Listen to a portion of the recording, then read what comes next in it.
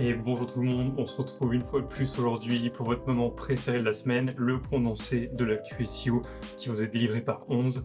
C'est parti. Et la première news de la semaine, elle nous vient de Cloudflare, le fournisseur de CDN le plus connu du monde.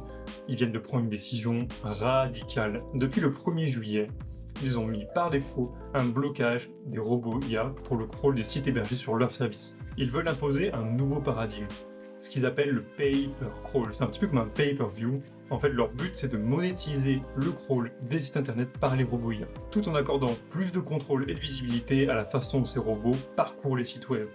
Ils veulent réellement bouleverser la monétisation du contenu web sur internet. De nouveaux dilemmes sont en train de se créer avec cette nouvelle, et on suit avec attention les changements qui vont apparaître dès les prochaines semaines. La deuxième news, elle parle de Google AI Overview. Après plus d'1 an de comparaison de statistiques et de compilation de données et d'observation de ces effets de l'AI Overview sur les SERPs, on est arrivé à une conclusion. Entre 37 et 40% de baisse de taux de clic de CTR apparaissent très régulièrement lorsque votre page est positionnée sur une SERP qui déclenche une AI Overview. Et encore une fois, ces données viennent appuyer un conseil qu'on donne vraiment très régulièrement, c'est de diversifier vos sources d'acquisition de trafic hors Google pour faire en sorte de ne pas être dépendant intégralement du SEO. Et ça fait des années qu'on le dit et on trouve que c'est encore plus viable maintenant car ça ne fait que commencer et dites-vous bien que l'AI Overview n'est même pas encore arrivé en France. Et la dernière de la semaine, elle nous vient d'Alexis Vilco qui vient de nous sortir une étude aux petits oignons.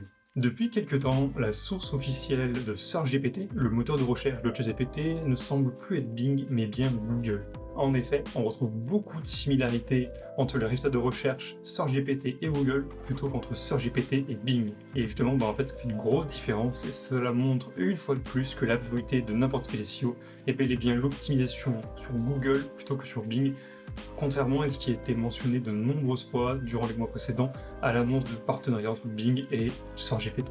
On vous laisse aller lire l'article en détail, c'est vraiment très intéressant et très détaillé, et surtout, petit détail très important, c'est en français. C'est tout pour cette semaine, on vous souhaite de passer des bonnes vacances, et pour tous ceux qui travaillent, bon courage avec la chaleur. A plus!